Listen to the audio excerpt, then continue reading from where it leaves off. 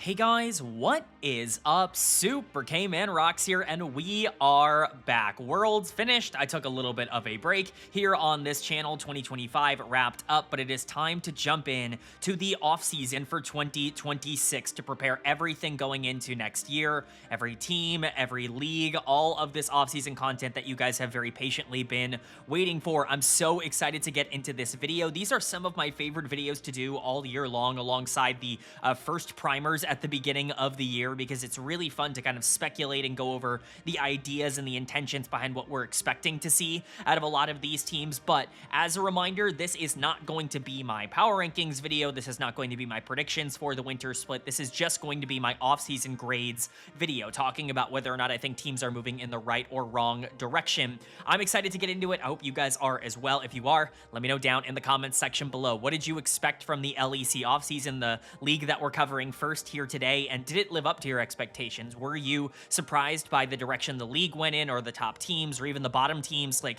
are you surprised by the moves that they made and the directions that they were going in? I'm curious to know your thoughts and opinions down below, but I will be sharing all of mine throughout this video, as you can expect. There is a ton of housekeeping to go over at the start of this video, and I know that's not for everybody. There is obviously timestamps in the description that you can check out to kind of, move along to certain teams if you just want to hear about my grades and about everything. But I do highly recommend that you stick through this, because there are a ton of caveats that it feels like people just skip over every single year in terms of the comment section, and I want to get them out of the way.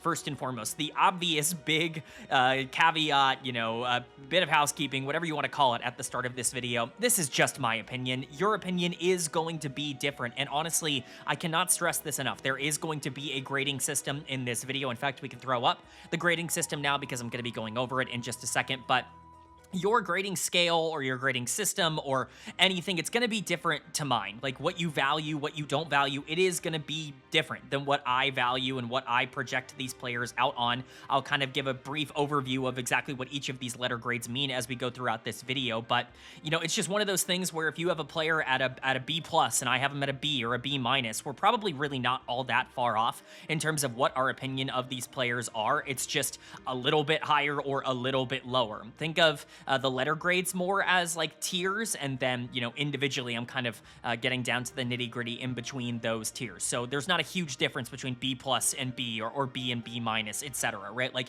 you could feasibly take my same opinion and move somebody up or down one or two of these letter grades, and it would be totally fine. And it is just my opinion. If you want to leave the comment to say, this guy clearly doesn't know what he's talking about, like, oh, he doesn't watch the games, because somehow I get that comment every single year. First off, you must be new to the channel. Hello. I have an entire catalog here where I've gone over every single game, not only from the LEC, but from all 4 of the major regions over the last 4 years. And I've been tracking stats for much longer than that for various websites. So certainly do feel like the he doesn't watch the games is the only argument that I don't think is necessarily fair. Outside of that, if you have an opinion that you agree with or disagree with, let me know why down in the comments. I'm always curious in a constructive way to hear where my opinions kind of fall into line with the general consensus and maybe where I'm different. And that definitely is going to be the case for the LEC. It basically always is. It does seem like I'm a bit different on how these players are graded out. But another big caveat that I do want to get out of the way here for fans of Los Ratones or K-Corp Blue, they're not in this video. KCB and LR are not going to be here. This is the off-season grades video, which means I'm comparing how these teams are, adding or moving around players, for the projection of the year. This is not a winter power rankings video. They will be included in the winter power rankings video, of course, because they are playing in the winter split, but because they're not playing after that, at least as far as we know, up until this current moment, I didn't feel it right to kind of include them in a video that talked about how these teams had changed, because really, especially for a team like LR, they didn't change. There's not really anything to talk about, and while there are teams in the LEC that also didn't make roster decisions, they were much more intentional about it. And so they're not going to be here today. If you want to hear about them, stick around for, about a month or so from now when we release my winter power rankings video for the LEC, where I will rank those teams and those players. But let's go ahead and get into the grading scale. This is the obvious most important part of the video. I will quickly talk about what each of these letters are, and if you can't tell, this is going to be a long video. It always is every single year. Think of this more as a podcast than a, a tight video that has a lot of, graphical editing going on. But My grading scale here in the A's, if you're first off, if you're anywhere in the A's, I consider you to be a top 1 or a top 2 player in your role, like bare minimum, or at the very least can contend to win MVP at any moment. Even an A- is an MVP caliber player. I've gotten comments in the past where it's like, how can you rank a player A-? They're clearly an A or an A+. And I don't want anyone to think that A- is ever supposed to be some sort of insult. It is very rare for a player to be an A, and it's basically impossible for a player to be an A+ unless I truly feel their value is just out of control. And that's part of the equation as well. This is not just a player rankings video for how strong I think they are. This is an asset ranking video because it is off-season grades. It's, do I think your team got more valuable? And that means that there might be some players that have higher value than their actual performance might, uphold. And there might be, players like imports that get knocked a little bit because they kind of decrease value by taking up an import slot. It's not as relevant for the LEC as it is for the LCS or even for the LPL, but it's certainly something to keep in mind. But yes, if you're anywhere in A, I think you're an MVP caliber player. A+ means that you're, the best player in the region, and it's not particularly close. A kind of constitutes that you are a superstar. You will be the best player on basically any team you're on. A- means you are elite. This is an MVP caliber player, an all-pro caliber player that can be a driving force on a team that makes worlds, the number 1 option on a team that makes worlds. That's how I categorize anybody in the A tier. Once you fall into the B tier, this is where things start to get a little bit more finicky, because I think that there are a lot of players and performances that can be judged in a lot of different ways. B+ for me are going to be the consistently good starters. These are players that going into 2026, I have a feeling are going to be really good, and I feel very confident that that is going to be the case, right? Their floor is high. They don't necessarily have a ridiculous amount of inconsistency. Maybe they're not an A caliber player, but they still can be like all-pro, borderline MVP, especially the young players if they end up breaking out. The only difference between B+ and B is how confident I am that you are going to perform like that, because B for me is inconsistently good starter. This is a player that has the same kind of highs as a B+ player that on any given day can play like an A or an A-, caliber player. I just don't expect that to happen every single game, or alternatively, I'm not really sure where you're going to land after an up and down year, or maybe some time off, all of that stuff. There is some sort of, consistency worry going into 2026 for me. That's really the only difference. So if you see a player in B that you think should be in B+, they probably can be. There's really not a lot of difference between those two tiers.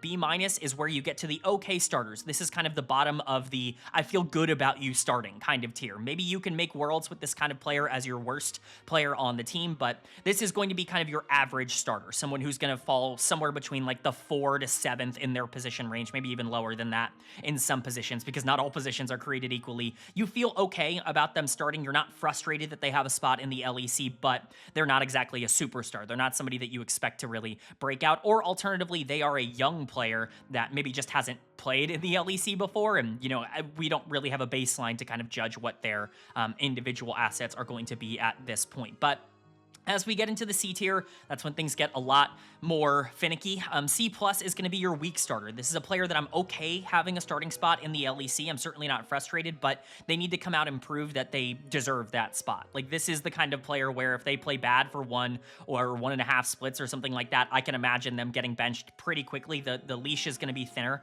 at least for me, on the C to C+ kind of players. C+ is kind of the end of where I would consider you a starting caliber player. Once you get into the C range, this is somebody who is starting in the league. I probably would push against it. I'm going to give an example a little bit later of a player who falls into like the C category, but think of someone like Abadaga last split, where it's like, yeah, like I get why with his experience you might want to start him, but really like he is not a starting caliber player. Kamalu was another mid laner last year for Team Heretics, where it's just like there are other better options in your role, and you need to prove to me that you deserve to be in the LEC, which is a little bit weaker than C+. And then C- is like, I'm out. Like, it's not only that I don't like you being on the team, I actively think it's hurting the team. Think of someone like Loopy last split, who was taking up an import slot for SK Gaming, and he was the worst player in the league. That's kind of a C- caliber player. So I hope that grading scale ends up clarifying exactly where I land. Of course, there are so many individual use cases, which we'll go over when we talk about every single team, but definitely something that is worth referencing back to if you are curious as to why I've ranked certain players in certain positions. But with all that out of the way, with the preamble done, there might even be more a little bit later. Again, this is more podcast style format than maybe my other videos videos that are going to be a bit more polished and produced. Let's go ahead and get into the teams. If you are new here, if you haven't been around for this exact same video in previous years, we're going to go in order of how these teams finished last year, starting with the team that won the summer split all the way down to the team that finished last in the summer split. And that means that we kick off with our defending champions, with the team that just came back from a quarterfinals run at the World Championships. It's G2 Esports, the Kings of Europe. They regained their throne at the end of summer. It was going to be a bit ridiculous if this team went all of one calendar year without winning a trophy. Fortunately for them, that's not what ended up being the case. They did end up making it work in the summer split. They had a lot of progression, and they're hoping to keep that progression going because they're not making any changes going into 2026. I'm honestly a little bit surprised by that. Really thought this bot lane was going to get shifted up. I just don't really know about the ceiling, and this is where it's already going to get to people being like, how can you possibly rank, Hansama as a B instead of a B+, or even an A- that some people would put him at.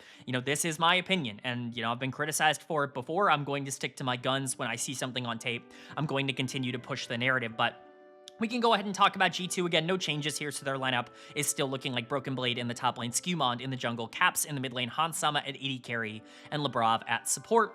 We can get the good ones out of the way first. Caps is going to continue to be an A+ in terms of value. He is the Western GOAT. He continues to perform at a high level internationally. He's been good domestically. He was excellent in 2024. Took a little bit more of a step back in 2025. I think Skewmond getting into form in the LEC, getting used to playing at a tier 1 level probably was a little bit of a hindrance on Caps' actual production, but we all know that value-wise, this is the highest value player the West has ever seen, and he will continue to be that until he performs like anything other than an MVP candidate, which, again, he's just never done. So I feel good about Caps being an A+. He is the only A+ in this video. I don't think there's anybody else that would even really be an argument. There are a couple of players who fall into the A category. We will talk about them when we get there. They retain their top side as well. Broken Blade coming back. This makes sense. Top lane is relatively weak outside of the best players in Europe. Really, it's just Kana at the top of the standings, at least for me. Broken Blade had an up and down year for sure. Certainly his most inconsistent as a member of G2. This reminded me a lot more of those Schalke years or those TSM years back in the day where he just would never really find that game-to-game consistency, but he's still a massive asset for this team. And again, because top lane really isn't a position that's all that dominant at the European level, Broken Blade is likely still going to be a top 2 top laner regardless of, his inconsistencies. And so he's going to get an A- grade. He's kind of propped up a little bit by the fact that top lane is just not all that deep from a Europe level, or at least not all that proven from a European level. Do I think that Broken Blade is going to be what he was last year? I think it's likely. I think that we're watching a player that had a lot of responsibility early on in his career, got to G2, understood that he needed to be a bit more of a role player, and really fit into that role player category well, was able to take the brakes off and become one of the more consistent top laners. I think we saw last year that he felt that responsibility to carry again because the bot lane wasn't always productive and jungle needed time to get going. I think if he continues to feel that need and that necessity to carry games and to actually be strong going into the late game, you're just naturally going to get a more inconsistent version of him. But still an A- caliber player. Not somebody that I would necessarily say is a favorite to win MVP, but someone who, if he bounced back and won MVP, I certainly wouldn't be all that surprised. The big, confusing grade on the top side here is going to be Skewmond at a B+. I think some people are going to want him higher. I'm pretty critical of the jungle position right now in Europe. I just don't know if it's necessarily as good as people think it is. I think it's deep in the sense that I think that there are multiple junglers that could compete to be the number 1 in the league, but I don't necessarily think that there is a clear frontrunner to who that number 1 will be. I think Skewmond has just as good of a case as any of the other big 4, in my opinion, but Skewmond is very limited from a playstyle perspective. I continue to say that on this channel. People continue to agree with me and yet think I'm ranking him too low. He's one-dimensional, and he's really good at that one dimension. I want to make that clear. He is a very good late-game team fighter. If you can get him into the stage where he can area control and get objective priority, he's really, really solid in that phase of the game. He's just not really consistent at being able to generate those leads, and he relies a ton on his lanes being able to succeed in order for him to feel comfortable going into that mid to late game. I think Skewmond is going to have a great year. I think there is a very high chance that he is the best jungler in Europe this year, but from a grading perspective, because we are kind of grading these players at their floors, or at least kind of giving an asset analysis, I just don't know if I feel comfortable putting him into the A category just yet, because I need to see a little bit more development in that early game sense. I think the team in general got better, playing around him and playing around that style at the end of the year, which is why they were able to kind of run Europe and make the quarterfinals and, beat a team like FlyQuest at Worlds. Like, that's why they were able to get that done. But I do need to see it over the course of a full year, and I especially need to see that individual development from Skumon before he gets into that A tier, but very much on the cusp. Like, if you wanted him at A-, I'm really not all that upset by that. I think value-wise, from an asset perspective, there is a massive argument to be made that he is an A- caliber player. But then we get to the bot lane. I'm sorry, guys. I really am. I know people want me to be high on this bot lane. I'm just not. Like, I think Hansama has a strong argument for being a B+. It's the consistency that's a bit of a problem for me. Again, I think on any given day, he can perform like an A- caliber player. We've seen that domestically in the playoffs, and honestly, he was okay at Worlds, which is not usually the G2 Hansama way, but Labrav, I just do not think is anywhere close to being that B+. He was closer to being a B- than he was to being a B+ in terms of these grades, and Hans really didn't have that great of a year, all things considered. He just kind of figured it out at the end of the year, and you're hopeful that he's going to be able to turn that around. But I don't think this is a top 3 bot lane in Europe. I think they're salvaged a lot by the fact that Caps is really good, that Broken Blade, is pretty solid and can be elite when he's in his, in the right form. And Skumond, I think, had a good end of the year and really started to figure things out. I think this bot lane, if you were to just take them out of here and put them on an average team, put them on a GIANTX or something like that, I don't think that they would be as productive as a lot of other bot lanes in the league. I really just don't know that they're all that self-sufficient. They started to figure out what they wanted to do, but the clash of play styles between these two players is just very apparent. Hansama, very much a 2v2 player that wants to try and generate gold resources early so that they can fight around dragons and, skirmish around major objectives, but that kind of goes against what Skumon wants to do, and that really goes against what Labrav wants to do, who's much more of a team fighter. He's not somebody who's all that great in lane. He really only plays engage supports and can't really branch out of that play style. You want him in 5v5 scenarios where he can set things up for the rest of his team. It's what he did for ICE and BDS when he was really successful in 2024, but these players just don't complement each other well, and I think they both drag down each other's value because of playing with each other. I think that in different circumstances, both of them can be top 1 or top 2 in their role. I just don't think that's going to happen for G2. Maybe something different happens than what, went down in 2025, but even going back and rewatching tape for this video, I continue to just not be impressed with the way that they are individually playing. Their results are fine. Their statistics are even fine, but the eye test is just not there for these two. Hansama, I definitely feel better about than Labrav, at least on this team, and I really thought they were going to change support, but I think this could be the part of the team that ends up, kind of holding them back internationally when they try and compete to not only make the quarterfinals again, but get out of the quarterfinals. This continues to be the lane that I'm the most concerned about on that front. But if you get development from Skumond and, keeping him around, you have Caps, you have Broken Blade, some of the more valuable players in the region, this is still a very strong core. We saw that last year for G2. I just don't know if you can expect the same kind of upside that you'll get from maybe some of the other rosters here. But then moving on to second place from last year, and this was a team that I honestly had no idea how to rank kind of going into last year and really throughout a lot of last year, but they figured things out. They were consistently good, just never really elite. It's Movistar KOI, obviously, who finished in second as the runner-ups in the LEC. This team consistently outperformed my, and I think a lot of other people's expectations. I think they have some really good talent on this team. I just don't really know what the consistency looks like for them because almost every single player, especially the best on this team, are just not consistent in any way. Like, the game to game, you have no clue what you're going to get, and split to split, you really have no clue what you're going to get. I think playstyle wise, they can still also be one-dimensional, but again, the talent is there. We saw what happened when everything kind of clicked together for them. Let's go over their roster. No changes once again for Movistar KOI. I promise we are going to get into some teams that made some roster changes after this, but the top two dogs deciding to stay the same. It's Mirwin in the top lane, Elyoya in the jungle, Jojo Pune in the mid lane, Supa at AD carry, and Alvaro at support. Pretty easy to talk about where this team's strengths are. I think the best and most valuable player on this team right now is Alvaro in the support position. I don't really think that's all that debatable. I think Jojo is maybe the best player on the team, but again, as an import or somebody taking up an import slot, he's just a less valuable, I'll just say, than Alvaro is, because you get a domestic player who's performing at the level that he is at. He is excellent as a player. He has a really unique skill set and a rare blend of traits. He is an engaged player. He can play, other things, but really, I think What stands out for Alvaro, and the thing that's always been the most impressive for him individually as a player, his standout trait for me has been he's probably the best support in the world at playing from behind. Like, support in general is a position where you kind of have to take a lot of risks in order to make things work, and when you're losing, that means that you're the one stepping up for vision and getting caught out, or you're the one that's going for these miraculous engages that gets your team wiped, right? Like, you are the player that is often, getting blamed when things go wrong. You're leading the team in deaths, all of that stuff. I've never seen a support that is so consistent at being able to take a game state that's not all that good for their individual team and just completely turning it around with one engage or one really well-placed flank, anything like that. I think Alvaro is just so good in that phase of the game. He's very good from ahead as well, very solid player, but I think that's kind of his superpower. He would be a B+ caliber player from ahead, but because he's the best support by far, not only in the West, but maybe in the world at playing from a bad game state and getting his team back into, games that feel lost, I think he has to be considered an A- in terms of his value. Jojo, of course, also in the A- range.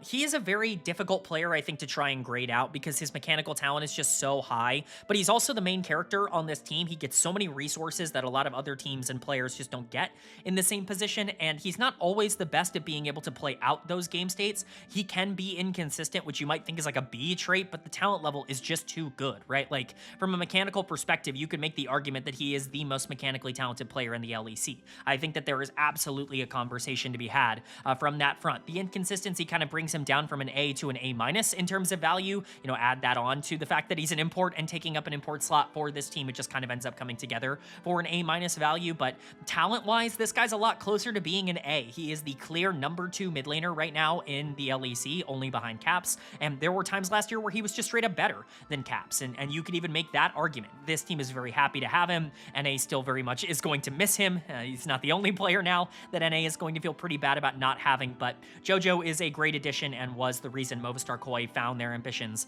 last year. Then you have players like Elyoya and Supa. I think they fit into the same B+ category, but for entirely different reasons. We'll start with Elyoya. He's the captain of this team. He is incredibly valuable towards their positive plays, but he can be rather inconsistent in the jungle. I talked about the B+ area being very crowded for a lot of junglers here in the LEC. Elyoya is very much a part of that. He'll have great games. He'll be the kind of player that can be finals MVP and carry you to a trophy like he did last year in the spring split. He's also going to have not so great games. He can be inconsistent. We just have always known that out of Elyoya. I've been a big fan of his game. I think he can be both a carry and a facilitator depending on what the team needs. He's mostly fallen into a facilitator role for this roster. I think he's arguably even more comfortable in that role than he is as a carry, but can definitely still fulfill both. They're happy to have him. He is the captain. He is the face of the franchise in terms of Movistar KOI. Maybe Jojo Pune is starting to pick that up, but Elyoya really is who I think of when I think of the play style of KOI. And then Supa, very different kind of B+. He is much more volatile, I would say, than Elyoya, but maybe a lot less than he gets credit for. Like, man, there are a lot of people out there that like to make it out like Supa is going to hold them back internationally when he has never done that. He has never been a player that has been a liability against top-tier talent internationally. He's great. He's just a very mechanically talented player that's just going to have some bad plays every once in a while. If you can get over the mental hurdle with Supa, like, there is an A-graded player in there that you can unlock and kind of bring out. His game is very translatable to the top-end level if you can just kind of clean up on a lot of these mistakes, and that is very reasonable to expect from players as they start going into their 3rd year, which is what it will be for Supa. If he can turn into the best AD carry in Europe, which I think is reasonable for him, or at the very least in conversation, like if he can just be what Masu is over in the LCS, then yeah, he's gonna start being a player that you're talking about being an actual asset and a player that can push this team forward. I'm much higher on Supa, I think, than consensus. Mirwin is the only player that I think gets a little bit of a questioning grade for me. He's gonna come in as a B on the top side. I still think Mirwin had a lot of development last year, but he was coming in as like a C+ or like a B- caliber player, somebody who had shown no affinity to play anything that was even remotely meta under any circumstance. He had to play the off-meta, weird, crazy pocket picks on the top side in order to have any sort of success. Last year, I think he ended up finding at least a couple of things that felt more comfortable and consistent. The Cassante and the Mbessa definitely were a much-needed addition to his champion pool. He can still pull out a lot of the crazy Varus or Vex or, Nico or whatever you want to see on the top side, but he at least has things he can go to now that feel like they're not going to instantly be losses on the top side, because he really was the worst top laner in the league from a regular meta perspective in 2024. before, and so to see him get at least average in that department in 2025, I think was important. If he can continue to grow, again, he's a good player. He's just very limited in terms of his skill set, and he's not a consistent player, so he ends up falling in as a B. I think his range of outcomes is much lower than this. There is a real world where he goes back to being a C+ or a B-, but, you know, theoretically he could get better and kind of climb himself into that B+ kind of tier. I just would kind of bet against that. So for Movistar KOI, do I think the no change this offseason is good? Mostly. I still want to see a better top laner on this team, and I'm going to say this a couple of times throughout the video. I know that Adam has like a really terrible off the rift record, but like Adam, mechanically speaking, with Jojo and Supa and Alvaro, even Elyoya, like that team would just have such a higher ceiling, but I get it. You want to keep the core together, and if Mirwin is a part of that core to you, then I certainly am not frustrated by the lack of changes here. I think you had a really good thing going last year. I just worry that, again, the upside is going to be naturally inconsistent because of the playstyle of these players. But then moving on to our third team and our final Worlds team from 2025, and finally a team that's actually making changes going into the offseason, it's Fnatic, and boy are they making changes. This roster looks almost entirely different from 2025 going into 2026, which is really, really surprising. I'm not shocked that they made changes, I'm just kind of surprised at the changes they made. This is going from an organization that was constantly prioritizing making Worlds no matter what, getting a ton of veterans on the roster, even bringing in someone like Poby from the LCK Challengers League midway through last year, you know, Upset and Mickey being kind of the final signings of the offseason last year, to a team that's gone in almost a completely different and opposite direction in terms of bringing in youth and bringing in players that are a little bit less experienced. I'm really excited to talk about some of the players that they brought in on this team, and this is where the grading scale gets a little bit tricky for rookies and players who have never played in the LEC before, but I will go in specific player by player, kind of talking about what I think of those instances. Let's talk about Fnatic in 2026. Their lineup is looking like Imperos in the top lane, Razork in the jungle, Vladi in the mid lane, Upset at AD carry, and Laspa at support. I also want to say, if at any point I mispronounce a name, let me know. Obviously, I watch so many games on this channel that most of the time they're watched in 1.5, you know, somewhere around 1.25, like that kind of speed, which means no commentary for me, so I can't always promise you that I am getting the exact pronunciations correct, but obviously I'm open to interpretation. I believe it's Imperos and Laspa down in the comment section below. We're going to talk about them last because they are players that are a little bit more difficult to discuss. Let's talk about the no changes first. Razork is returning, although for most of the offseason it did not feel like that was going to be the case. I believe they even verbally told him, hey, we're moving on, we're looking to move you to a different team. The options were, you know, kind of on the table. There were some Team Heretics rumors. That was kind of the big one. Vitality, I know, was kind of into play for a bit of everybody, but Razork ends up not finding a spot. He doesn't want to go to Team Heretics. The GIANTX offer ends up falling through because they don't want to give up Jun. We'll talk about that a little bit more later. And so he ends up staying here on Fnatic, and I think this is fine. I like Razork. I think he's a good player. He's gonna, again, be in that cluster of B+ junglers that are all kind of competing to be the #1 jungler in the region.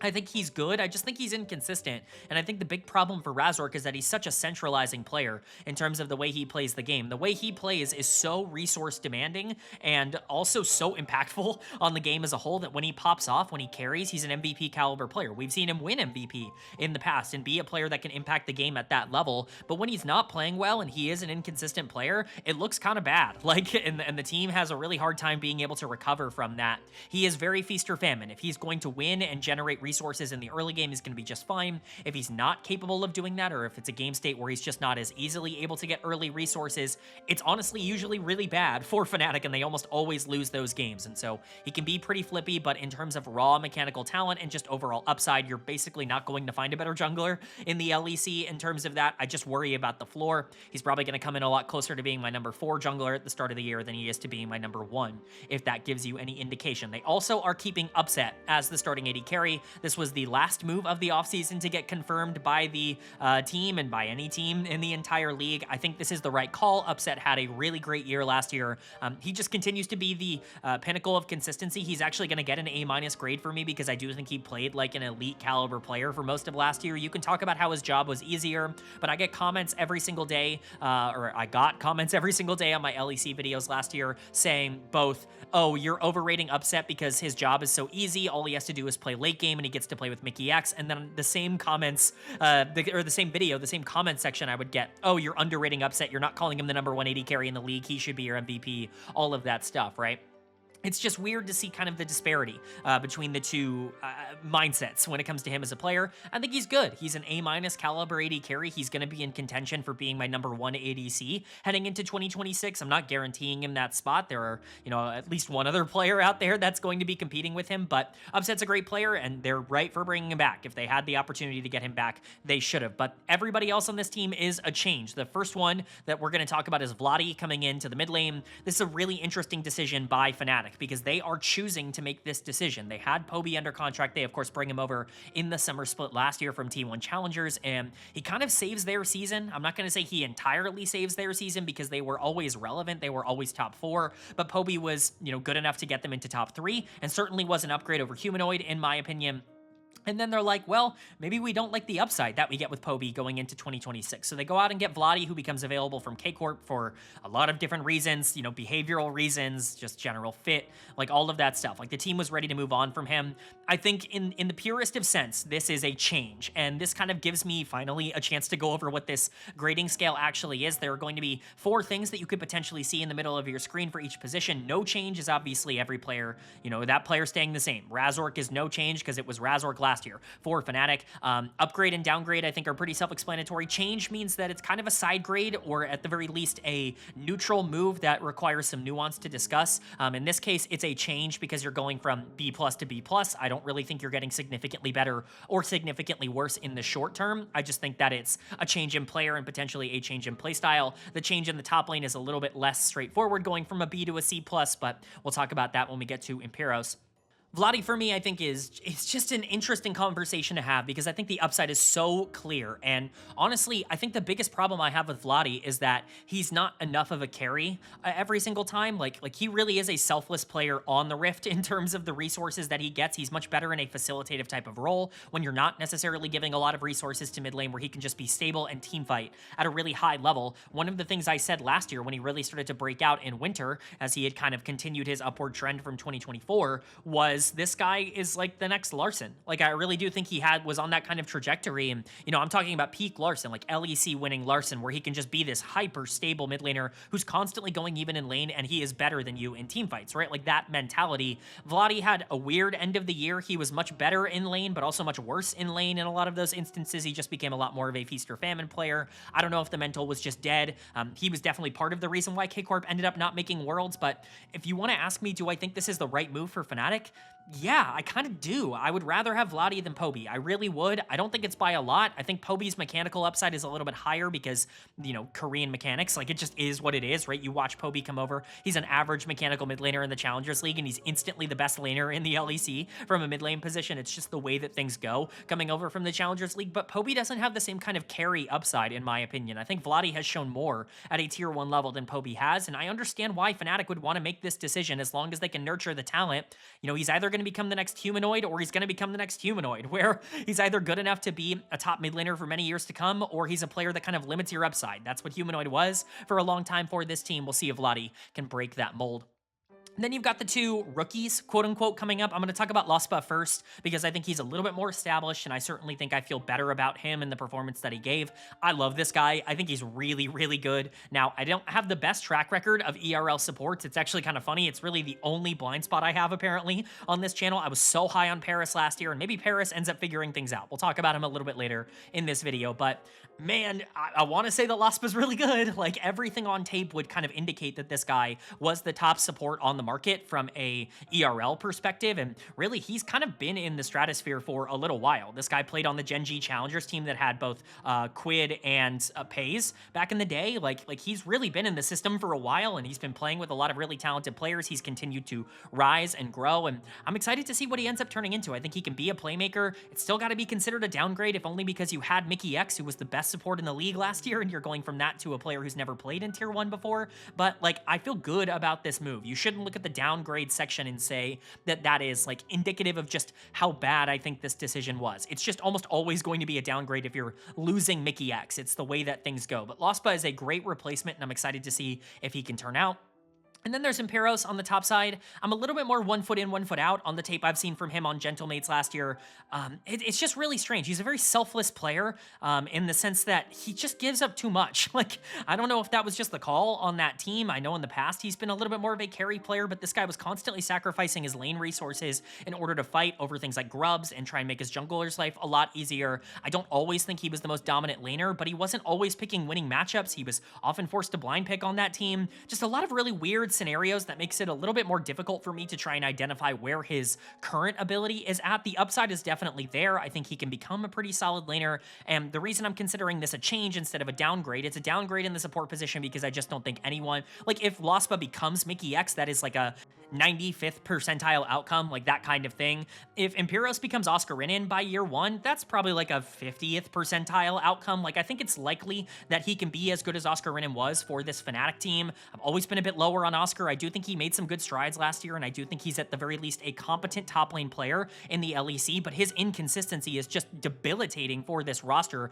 He dominates Kana to get this team to Worlds and then gets absolutely rolled by Mirwin, a player that he absolutely should be better than. I think they needed to go in a different direction if they ever wanted to raise the ceiling of what this team could accomplish. I think Imperos could be that, but again, right now, I'm a little bit worried about what the upside actually looks like for him as a player, which is why he's coming in as a C+ grade. I could certainly see a world where, from a floor perspective, he's a bottom 1 or bottom 2 top laner in the same way that Oscar was as a rookie, where he's just not coming in and dominating. But I could also see a world where he fits this team well, where Razork, Vladi, and Upset can be these big resource-heavy players, and Imperos can just be that stable weak side top laner that they've been looking for quite a while. I'm very high on Lospa. Again, I really hope that this guy can actually pan out. You know, Razork, Upset, Vladi, I think is a good core. I like bringing in Vladi as long as the behavioral stuff is not an actual issue, and so for Fnatic, do I think they had a good offseason?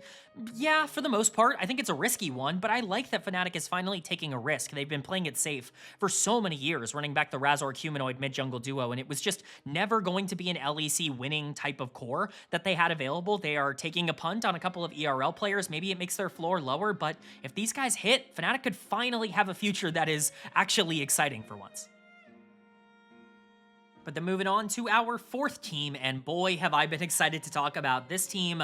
They were just outside the cusp of making Worlds last year. I think to everybody's surprise, they ended up not making Worlds, but they certainly don't feel like they're going to do that again in 2026. It's K Corp coming in, obviously 4th place last year, and a team that I think just has ridiculous expectations going into 2026. I will be entirely frank with you. This is a roster that I have the expectation will be dominating Europe over the course of this year. If they don't do that, I think something has gone wrong for them. I think that is their own internal expectation, but I think they took a team that already was arguably the most valuable from a player-to-player perspective in the entire league and just elevated it with some really, really great players coming in that are likely going to bring the ceiling of this team up. Now, there is a floor to this roster. I think that there are 2 players on this team that I feel phenomenal about, 3 players that I feel phenomenal about, and 2 players that I feel a little bit more like, okay, I could see this mid-jungle not working out. Like, I could definitely see a world where that ends up happening, but you gotta hear me out, because I already know K-Corp fans are celebrating in the comments, and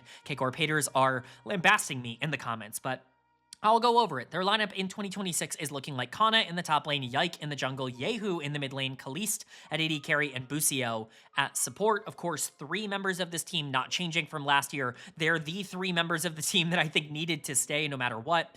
Kana and Kalist, I think, are just arguably 2 of the best players in the entire region. I was very vocal on the channel last year. I think Kana was the best top laner, the best player in the LEC in 2025.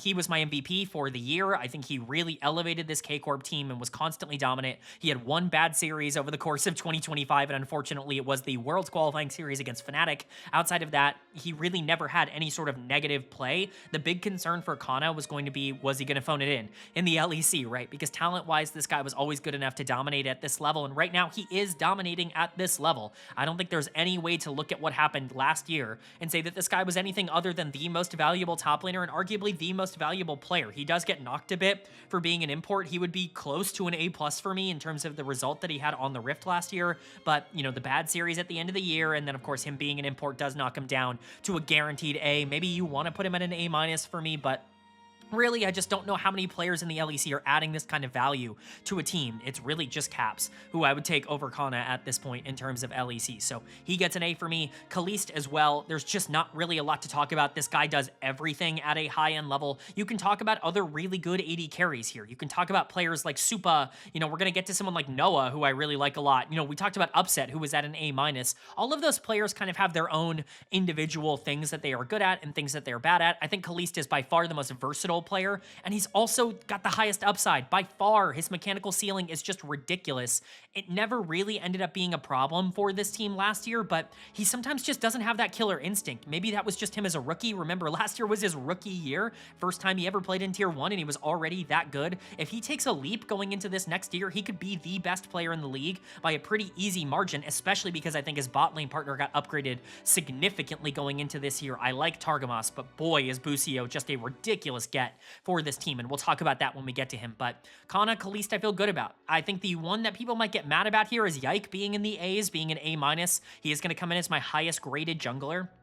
I just feel so good about Yike, man. Like, I think for most of last year, we saw exactly what we were hoping to see from Yike after he had left G2. I think the big concern was, okay, was Yike a product of that system? I think it was clear in that final year in 2024 that he was not, but there were a lot of people that did think he could just be kind of a flash in the pan that goes over to another team and just can never find that top tier form again, because G2 did decide to go with Skumon. But honestly, Yike was way better than Skumon for most of last year. Was Skumon better in summer?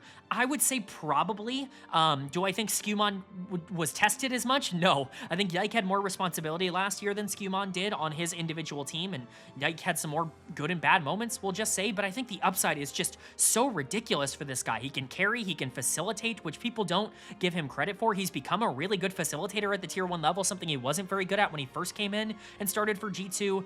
I just don't really see a weakness in his game. If you wanted him at a B+ to kind of put him level with everybody else, I understand. I really don't have any sort of issue with that. In fact, I think that that's a totally reasonable thing to do, but I think he is the player that I value the most in the jungle position right now, like as of November of 2025. I don't know if that'll be the case by the end of the year, but it's certainly a take that I wanted to at least put in this video. The other two players, oh boy, differing levels of excitement, I think, coming in for both of them. Busio in the support position, he's going to get an A grade, especially because he's not even taking an import slot. If he was an import, he'd be an A-. That's just kind of the way things would be, but he immediately comes in as the best support in the LEC. I feel very confident in saying that. You know, LEC fans might not be super excited to hear that, but like, go watch this guy in 2025 and tell me that this is not the best support in the LEC, that this is not the best support in the West by far. The fact that NA lost this kid is just, I mean, it's so indicative of where NA is at right now and where the LCS is at right now, but it's to the LEC's gain. They get Jojo Pyun last year, they get Busio this year, and I think he's going to come in and absolutely dominate. The Kaliste Busio bot lane, I think, might actually just be unstoppable if they're both clicking in their highest way. Busio is a playmaker, first and foremost. He's known for his Bard, but he's also known for things like Nico. He's known for his hook champions, things like Blitzcrank back in the day. Rakan was a massive thing that people were banning against him regularly when he was a rookie. Like, this guy wants to be the primary playmaker, the primary setup, and I think that's such a perfect role for him because Targamas really never filled that role on K-Corp. Targamas is a good player, and I think obviously showcased good skills last year, was a top 4 support in the league, but Busio just adds this creativity that you only get out of like the best supports in the world. I think there is a real argument that Busio is a top 5 to 10 support in the world, and I think K-Corp being able to get him, it's just a ridiculous upgrade here. Targamas would not be upgraded by almost anybody, at least consistently in the LEC. He certainly is by Busio. The only concern here is Yehu in the mid lane. What are you going to get out of Yehu? Obviously, I've covered the LCK for many years. I've talked about this guy a lot. When he first came in and came up through the DRX system and started getting some time at Tier 1, I was pretty high on him. I thought he was really consistent, was never really a standout player in the sense that he wasn't up like 500 gold every game. Like that just wasn't his playstyle. He was much more stable, but he was somebody who could go toe-to-toe with some of the top tier mid laners in the LCK while also, you know, being able to do his job against the lower tier players. It never really felt like he had that adjustment process. The problem for Yehu is he's never really grown out of that role. Now, he's also never been given a like true full-time starting spot on DRX. He was mostly given the reins at the end of last year over UCal, but it wasn't like, you know, a full, you're the guy. It was more so like UCal was really bad. We just need anybody to fill in the mid lane right now. Do I feel really confident that Yehu's going to come in and be a superstar? No, in fact, I would really bet against him coming in and being a superstar. I think mechanically, he just isn't somebody that's been particularly impressive to me. His main attribute that people really talk about a lot from the LCK is his shot calling. I don't know how that's going to translate coming over here to the LEC. So I'm hopeful that he's going to be valuable for this team, but I do think that there is a floor here where he's just kind of a guy. Do I think he's ever going to be bad? Probably not. But do I think he's going to be as dominant as someone like Kana was when he came over for KOI Corp? I would bet against that. I think mechanically speaking, he's not necessarily in the same kind of tier. He's a much more stable player who should add more stability than what Vladi offered at the end of the year for this team, which is kind of what they need with as many carries as they have elsewhere on this roster. But if you're expecting him to come in and be the MVP superstar, I would bet against that. I would temper expectations in that regard. Still, this is a change because I think you could argue that even just from a skill set perspective, he fits better on KOI Corp. And also, I think there's a world where he performs really well, where he's, you know, the same caliber of maybe someone like Loki last year on Cloud9. If you're getting that kind of player, I think that this is going to be a very good addition. And especially if someone like Busio coming in, you know, kind of opens up more opportunities for Yike to be a little bit more aggressive, for Kalist and Kana to be more aggressive. You might not need that superstar carry coming out of the mid lane to be able to dominate in team fights like what Vladi was. You might want more of that stability, like what Yehu offers. So again, I really like KOI Corp this offseason. I think they are, without a doubt, the winners of the offseason here in the LEC. I don't think there's any sort of competition for that. I think they should be going into 2026 as kind of the team to beat, or the quote-unquote super team, even if I don't think they're a super team here in the LEC, and we'll just have to see if they can live up to the expectations or if they will be yet another team that had a great offseason and couldn't really turn it into anything. But then moving on to our 5th place team from last year.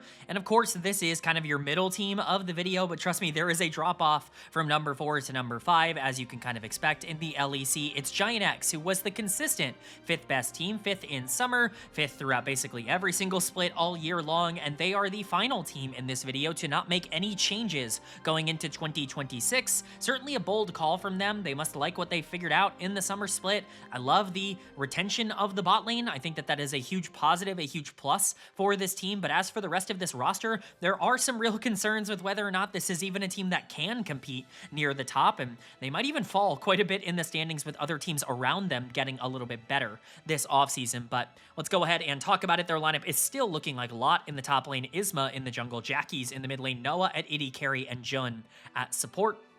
Of course, some good and bad with this team. Let's get to the good, man. I want to talk about this bot lane so bad. They're so good, and they just do not get the credit that they deserve. I think we saw it in the offseason this year. It's very clear where teams are valuing Jun as a support, and it's correctly right now, which is to say bare minimum a top 3 support in the league. I think, you know, top 4, I guess, is technically, you know, just all so difficult to break through. You've got this cluster of Busio, Mickey X, Jun, and Alvaro. Sorry, I just kind of blanked on his name for some reason, but Jun is very much a part of that upper echelon. He could kind of be interchanged with any of those players, and I think you would get a very similar output.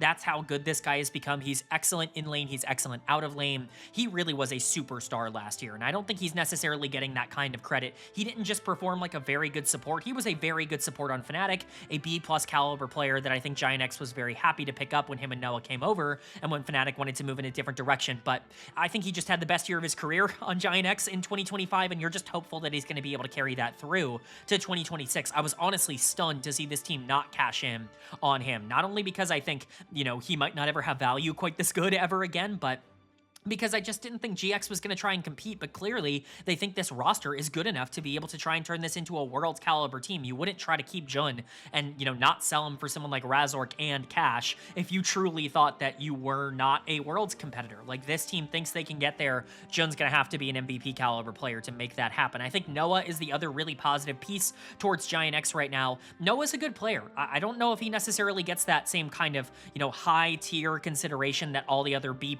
caliber players are at, but like, do I think Noah is as good as someone like Hansama over on G2? Yeah, I have them with the same grade. I think they're similar caliber players right now at the points they're at in their career. And again, that's not meant to be some sort of insult to either of them. I think they're borderline top 3 or top 4 AD carries in the league. I think Noah is the kind of player you can win through. but he does need his supporting cast. He needs the rest of his team to be able to step up and get him in that position. He's very lucky to have such a great support that he's been able to work with over the past couple of years in Jun, both on Fnatic and on GIANTX, but he really came through last year for this team. Statistically speaking, he was one of the best players in the entire league. Eye test-wise, I think Jun was doing most of the work, but Noah still was doing a really good job of capitalizing. I don't want it to come across like I'm low on Noah. I think retaining this bot lane and being able to keep them around makes this team better, basically no matter who they could have gotten. Like if you traded Jun for Razork, I think this team would have been worse going into 2026, but at the end of the day, like, you know, I think this bot lane ends up equalizing out to being one of the top 3-ish in the league, and being able to keep them around is a good thing. But the rest of this roster, boy, are there question marks. Jackie's in the mid lane, what a weird conversation to have. I don't want to pound the table and be like, oh, I was right. You know, I can't believe that, oh, you know, look at how smart I am or anything like that. Like, that's not the intention when I go back and, you know, call out something that I got correct. I want to make that clear because people in the comment section like to make it out like I'm just taking victory laps, but really I think it's important to identify where you got things right and where you got things wrong in previous years as an analyst in order to improve and to make sure that you're more accurate moving forward. I was right to pump the brakes on Jackie's. Like, I really was. He had one good split in 2024. He was really good in summer. He was very questionable before that, especially in spring where he just didn't play particularly well, and everybody was ready to crown him not only Rookie of the Year, which I thought was insane in 2024 considering he only played well in summer, but also to call him like the next big breakout mid laner here in the LEC. I pumped the brakes on that, and he really regressed quite a lot in 2025. Like, he was somebody who I think had a lot of inconsistent moments, was not a positive overall for this team. He comes in as a B- grade because I think there still is quite a bit of upside there, and he's still very young and can still grow into a very good player. We've seen the flashes of what it looks like at its absolute best, but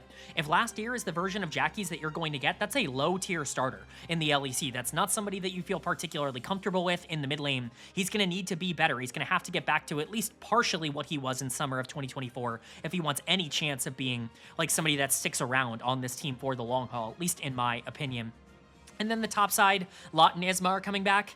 Isma's fine. Isma's a weird player to try and grade because, again, he's so one-dimensional. He's basically the exact opposite of Skewmond, and I mean that in talent as well, where this guy has to generate resources early. He has to be able to make this crazy level 3 gank or get this gigantic level 6 power spike where he can have this big skirmish or whatever for him to even be able to play the game at any sort of functional level. Like, he's just very, very specific in the requirements that he needs in order to feel comfortable, but when those requirements are hit, he is an effective player. Again, it just kind of pigeonholes your team into a more aggressive early game playstyle. I think they're okay with that in terms of the way that they're constructed here. Clearly, they liked what they saw when they brought him in for Summer Split because they brought him in at the end of last year, and, you know, he ends up, you know, being a player that actually does produce for this team down the stretch. Do I think he's a guaranteed okay starter? Definitely not. He comes in as a C+ for me. This is not even a B- caliber player, in my opinion. Some people would even have him lower than this in terms of their grades, but I do think the good games are there. It's really just about, can GX finally be the org that gets the most out of Isma? He already looked better on GX in the Summer Split than he ever did on SK Gaming, but everybody looks bad on SK Gaming. It's just kind of the way things go with that organization. And then there's Lot on the top side. Lot's just so strange. He was really good in winter. I was really excited about Lot and really kind of, you know, considering him one of the next, like, interesting top lane prospects that could be in, like, the top 5 in terms of top lane rankings, and it just was not sustainable for him. He got much worse over the course of the year, kind of settled into the weak side top lane role that we all thought he was going to take at the beginning of the year anyways, but is not a particularly impressive player, isn't a great laner, isn't somebody that's really all that dominant as a team fighter, does a lot of the little things very well in the 5v5 section, but isn't like a... He'll never be a superstar. He just doesn't really have that kind of skill set. Your hope here is that Isma can really take a more consistent leap and that him and Jackie's can get on the same page, because you know your bot lane's going to be winning for the most part in the early game here in the LEC, and that Lot can be a good weak side top laner. If you're going to get that, GIANTX can very easily be the 5th best team in the league again, but this team is not trying to be 5th best. Like, you don't keep Jun and not sell this offseason and, you know, keep the entire starting 5 because you do that because you think you can go to Worlds, and I just don't think this team has any shot of going to Worlds. I would be stunned if they ended up doing that. I am a GIANTX supporter. You know, I've talked about that a lot on the channel. They are the team that I support personally here in the LEC, one of the 2 teams I support in the world with them and DRX, but, like, I just don't see it with this roster. I think that there is a high floor because the bot lane's really good, but I think no changes in the offseason was certainly a shock to me. Then moving on to our 6th place team from summer of last year. I had to take that multiple times. 6th is a really hard thing for me to say for some reason, but our 6th place team from last year was Team Vitality, and this was a team that I thought was going to make more changes going into this year. This is an org that pretty regularly is shaking things up and trying to come up with new ways to underperform going into the subsequent year, but they decided to keep it simple. They kept around a lot of their core and just brought in a more experienced mid laner is the way that I'll say this. I want to be clear though, I don't know if this team is going to be better in 2026 than they were in 2025. I'll kind of talk about why I'm 1 foot in, 1 foot out on the decision to replace GIANTX with Humanoid, but it's just a very, very weird choice, in my opinion. I think that there were so many positives from Team Vitality last year, especially towards the end of the year, and it felt like a lot of them came from the mid lane, and, you know, making a change there just surprised me, because if you were to ask me who the best player on this Vitality team was last year, it would have easily been GIANTX. But alas, they still maintained a majority of their roster, so we'll go ahead and go over it here. Their lineup is, of course, Nako on the top side, Linsauce in the jungle, Humanoid now in the mid lane, Carzzy at AD carry, and Fleshy at support. We'll get to Humanoid last. We try to do the changes last here, but the core of this team I think has really been established. It's Nako and it's Carzzy. I think those are the two players that you're really building around. Of course, Linsauce and Fleshy being back is a good thing because continuity is a good thing, and I think both of them did play their best league in, you know, quite a while, if not ever, at a tier 1 level at the end of last year in the summer split, but really you're kind of building around those two players.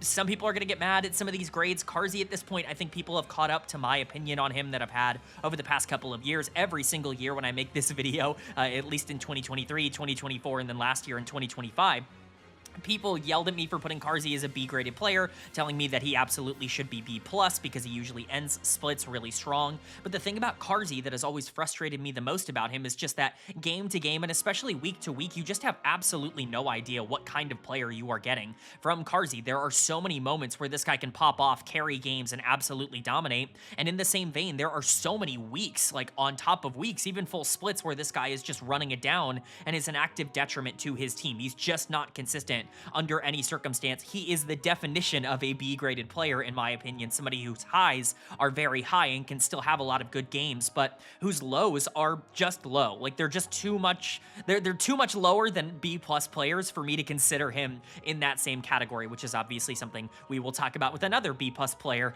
on this team. But I like Carzzy. I think he's a valuable starting player. You know, I have him in the same tier as guys like Ice and Noah, who I do have pretty highly rated. We'll get to Ice a little bit later. I already talked about Noah. I view him as a borderline top 4 AD carry, somebody who can compete to be a part of one of the better bot lanes in the league because of his support. But, you know, I don't think Carzzy is a superstar. I think that's where I've ended up landing on him. He's just a good player to have that's going to naturally be a lot more inconsistent than maybe you would want.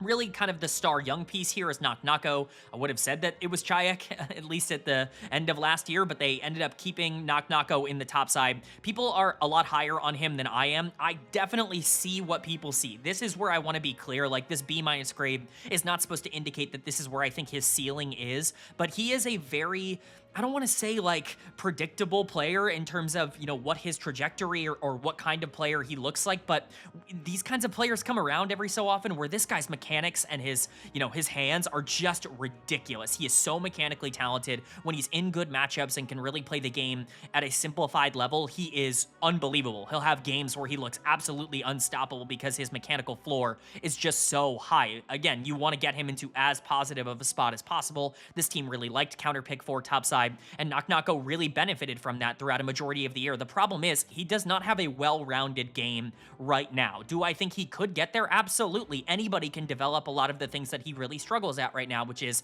how to transition a winning early game into a productive mid game that isn't just generating more resources for yourself.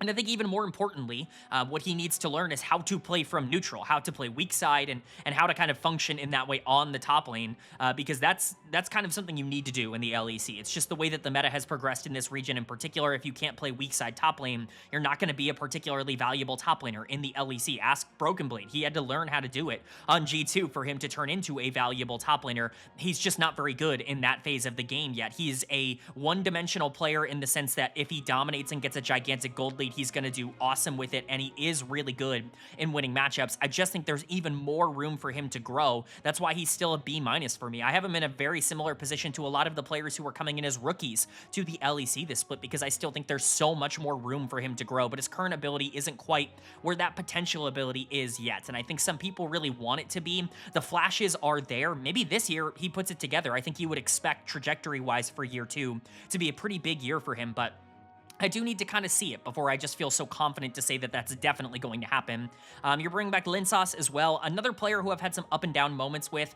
I'll be very honest, I was actually kind of impressed with him at the end of last year. This is a player who I really liked in the ERLs, was somebody who I thought was going to be a pretty big star at the tier 1 level, was surprised when, K Corp was looking at him and didn't end up going with him in I think that year 1 that they ended up joining the LEC, and, NA teams were looking at him, all that stuff. He ends up landing here on Vitality, and it just never really clicked. Like, up until summer of last year, it really felt like he was just the weakest jungler in the league, or at least one of the weakest junglers in the league, and then it kind of felt like it got a bit better over the course of last year. Spring definitely was an improvement. Summer, he felt a lot more comfortable. How much of that was his mid laner playing really well for a majority of the year? I think that's kind of up for you to decide, but he's got a chance to prove it here going into 2026. I think it's a good bet to at least bring him back and give him a chance, because I do think that, again, summer last year, there's a lot of productive tape on the film for Linsauce. He just has to be able to reproduce that. I don't think it was like a superstar caliber performance, but it was an LEC caliber performance, which I wasn't always sure we were going to get out of him.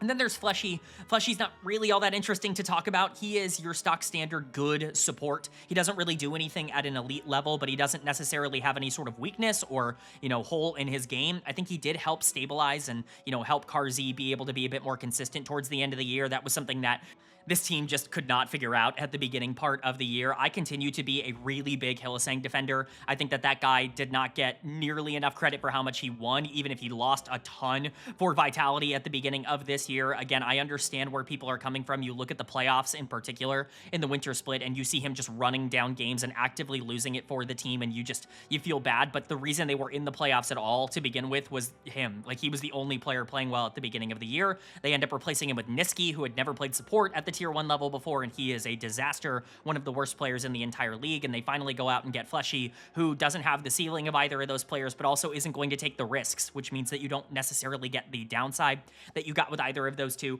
He's fine for this team. Again, maybe he's better than I think he is. I think he's just going to be your stock standard 6th or 7th best support in the league. You feel pretty comfortable about him, but he's not somebody who's really pushing your team forward. Where a lot of the intrigue comes with Vitality is now Humanoid in the mid lane. And really what this boils down to is I just don't really understand getting rid of Chayak. Like, I just don't get it. After last year, it felt like this guy improved in so many different ways over the course of this year. You brought him up from your own academy system, from your own internal promotion from Vitality B to be your mid laner, and you hit. Like, him and Knock were both absolute hits last year in terms of what you were expecting from them.